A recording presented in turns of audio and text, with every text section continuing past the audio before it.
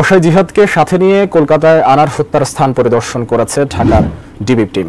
DB প্রধান হারুনের সামনেই ভিডিও কলে যুক্ত হয় শিমুল সহ গ্রেফতার ৩ জন। এ সময় তাদের আলাপচারিতায় বেরিয়ে আসে আনার হত্যার আদ্যপ্রান্ত। ফ্ল্যাটের কোথায়, কিভাবে তাকে হত্যা করা হয়, কিভাবে মরদেহ খণ্ড খণ্ড করা হয় কিংবা বাইরে নেওয়া হয় কিভাবে, তা সবই জানা যায়। চাঞ্চল্যকর এসব তথ্য জানাচ্ছেন এসআই রাজ। ঝিনাইদহ ৪ আসনের সংসদ সদস্য আনোয়ারুল আজিম আনারকে হত্যাকাণ্ডের সেই স্থান দেখালেন ২ দেশে গ্রেফতার ৪ আসামি। সঞ্জীবা গার্ডেনের ওই ফ্ল্যাটে এ সময় ডিবি প্রধান মোহাম্মদ হারুনুর রশিদ সহ প্রতিনিধি দলের সামনে ঢাকা থেকে ভিডিও কলে যুক্ত করা হয় আমানুল্লাহ আমান ওরফে শিমুল ভুইয়া সহ গ্রেফতার ৩ জনকে। ফ্ল্যাটের কোথায়, কিভাবে আনারকে হত্যা করা হয় এবং তার মরদেহ কিভাবে খণ্ড খণ্ড করা হয় এবং তা বাইরে কিভাবে নেওয়া হয় তার সবই বর্ণনা করেন তারা। ঢাকা মহানগর গোয়েন্দা পুলিশের হাতে গ্রেফতার হওয়া ৩ আসামি আমানুল্লাহ আমান ওরফে শিমুল ভুইয়া, তানভীর ও শিলাস্তি রহমান। তদন্তের স্বার্থে এ সময় ৩ আসামির সঙ্গে কলকাতায় গ্রেফতার কসাই জিহাদের ভিডিও কলে এই কথোপকথন হয়। মূলত শিমুল ভুইয়া হত্যাকাণ্ডের ঘটনায় যেসব তথ্য দিয়েছেন সেগুলো যাচাই বাছাইয়ের জন্য কসাই জিহাদকে ভিডিও কলে নেওয়া হয়।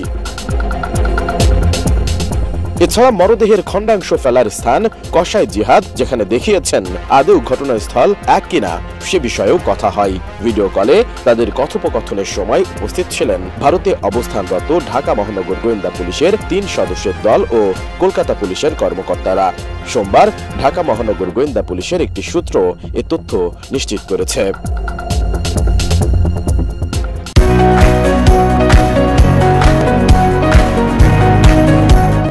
তদন্ত কর্মকর্তারা বলছেন, কলকাতা পুলিশের হাতে গ্রেফতার কসাই জিহাদ হত্যাকাণ্ডের শুরু থেকে দেহাংশ ফেলা পর্যন্ত সবকিছু জানে।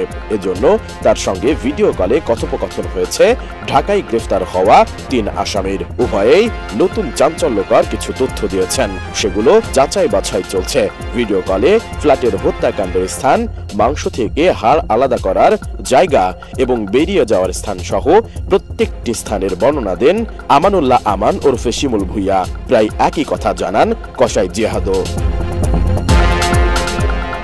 ডিবির কর্মকর্তারা জানান, ভারতীয় পুলিশের উপস্থিতিতে কসাই জিহাদকে নিয়ে কলকাতার নিউ টাউনের সঞ্জীবা গার্ডেনের ওই ফ্ল্যাটে যায় ডিবির প্রতিনিধি দল। আনোয়ারুল আজিম আনারের দেহ কিভাবে খণ্ড খণ্ড করা হয় তার লোমহর্ষক বর্ণনা দেন কসাই জিহাদ। এদিকে হত্যাকাণ্ডের ১৪ দিন পার হলেও এমপি আনারের টুকরো টুকরো করা দেহের কোনো অংশই উদ্ধার করা যায়নি। খুনে ব্যবহার করা চাপাতি সহ অন্য ধারালো অস্ত্রও উদ্ধার করা সম্ভব হয়নি। আলামত উদ্ধারে কলকাতা পুলিশ ময়লার ভাগাড়, খাল ও ডোবায় গত কয়েকদিন ধরেই তল্লাশি চালাচ্ছে। এসআই রাজ, এটিএন নিউজ। দর্শক শ্রোতা, ভিডিওতে অবশ্যই লাইক, কমেন্ট, শেয়ার করতে ভুলবেন না। ভিডিওটা যদি ভালো লেগে থাকে অবশ্যই আমার চ্যানেলটি সাবস্ক্রাইব করবেন, পাশে থাকা বেল আইকনটি অল বাজিয়ে দিবেন যেন নতুন ভিডিও আপলোড করার সাথে সাথে সবার আগে আপনার কাছে নোটিফিকেশন যায়। আর যারা ফেসবুক পেজ থেকে ভিডিওটি দেখছেন অবশ্যই আমার ফেসবুক পেজটি ফলো করবেন, ভিডিওটা আপনার বন্ধু বান্ধবের কাছে শেয়ার করে দিবেন। দেখা হচ্ছে নতুন কোনো ভিডিওতে। সে পর্যন্ত সবাই ভালো থাকবেন, সুস্থ থাকবেন। আল্লাহ হাফেজ।